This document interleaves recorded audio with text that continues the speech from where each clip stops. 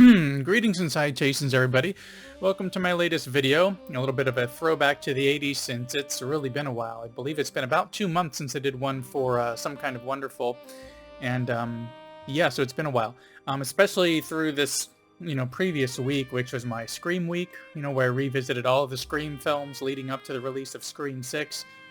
That was quite a lot to throw into one week. That was all on one, not just one topic, but one exact franchise. So, anyways, for those of you who are new, I like to make these little videos about films I enjoy and want to share. If you like what you see, please give me a thumbs up and consider both subscribing and hitting that little bell icon to get notifications for when I put up new content, which is typically once or twice a week. Okay, so now let's continue with this one. One kind of film I like to revisit from my channel is 80s or 90s films that, you rarely really hear about these days.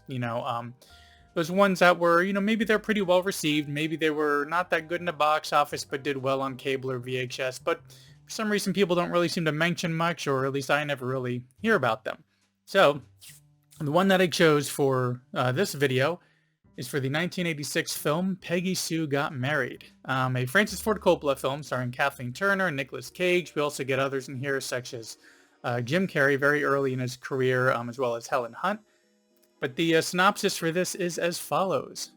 Peggy Sue faints at a high school reunion. When she wakes up, she finds herself in her own past just before she finished school. So yeah, this is quite the departure from what I've been normally putting up on the channel, especially over the last 2 months, and it not being horror related. But, and even everything from, this little poster and everything really looks like it's not even science fiction. But, that is what it is. It's a time travel story. Taking us back to 1960, and the method for this time travel isn't some telephone booth of sorts or a car or anything like that, but rather simply fainting and she wakes up. She comes around, as her teenage self, having to deal with, high school and family again, but unlike a film like Back to the Future where one is going back before they were born, this is actually within her life, her own family members and everything. So she remembers a little bit about, those family members and friends that she was close to, a little bit about what was kind of going on in high school at the time as well, and in the world in general. But she's still just kind of convinced that she's just having a dream. So she's taken the opportunity to really have some fun and mix things up. But after a little bit, she's starting to realize every time she goes to sleep, she wakes up, she's still there, that maybe this is really happening. So she starts to kind of explore things a little bit differently, because, yeah, this can be a fun trip in the sense of her being, that fish out of water, but, having had 25 years since those events for her, but, knowing about, like, the moon landing and computers and microwaves and nylon stockings, all those important information that she's using to now convince a high school genius friend of hers who knows, she knows down the line he becomes rich and famous and he's very smart, to try to help her out with this situation, theorize about how time travel was even done, or and she's just feeding him information about what the future is going to be like. So that's kind of cool to see that happening.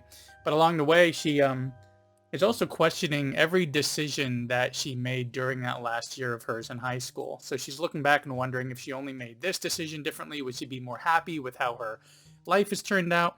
And most prominently with a lot of that is the fact that her husband, played by Nicolas Cage, they're going through a divorce in current day. So reconnecting with him in high school, as well as her family members and people who she's not frequently in contact, in current day, is not to mention having her grandparents be alive and back in her life. It really has her ultimately coming to this understanding that through all those hardships and bad decisions in her life, she is grateful for the life that she has.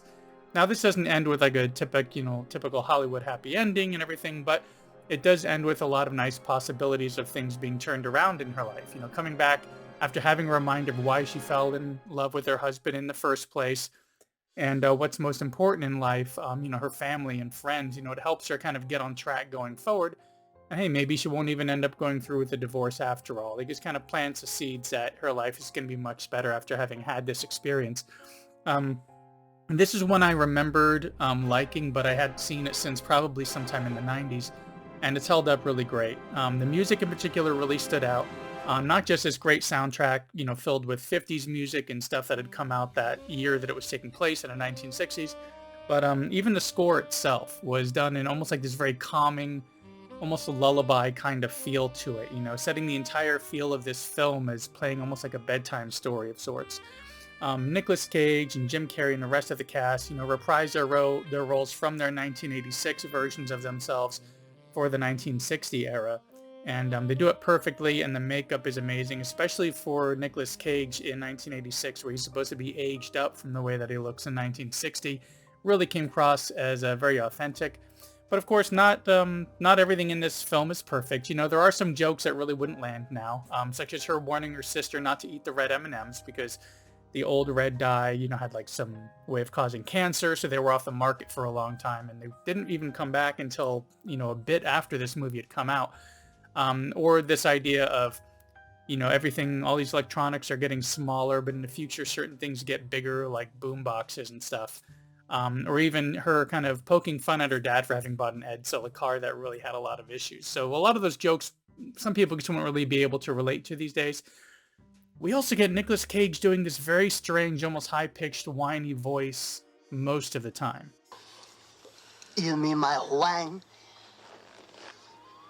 Listen, it's running real late.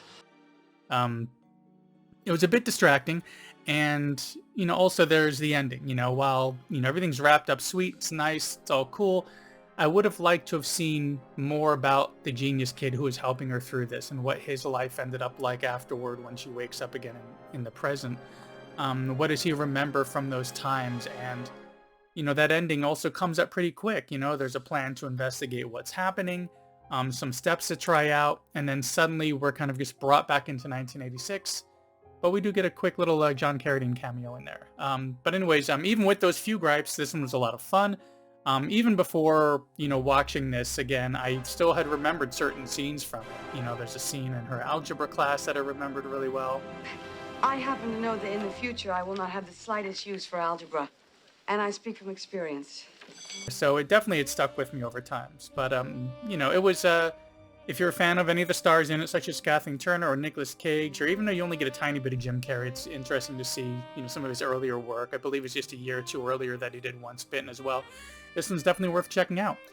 And speaking of checking out, thanks for checking out this latest video and sticking around to the end, as it really does help out quite a bit. Peggy Sue Got Married at the time of this video is only available on paid rental from several services, but how streaming services are, things change all the time. Get yourself that app, Just Watch, and it helps keep track of what's available where. Anyways, I hope you enjoyed this little trip back to an 80s film for a nice little change from what I've been putting up. So be sure to click that little thumbs up if you enjoyed it, and consider subscribing and hitting that bell icon. Thanks for coming by, and I'll see you in the next one.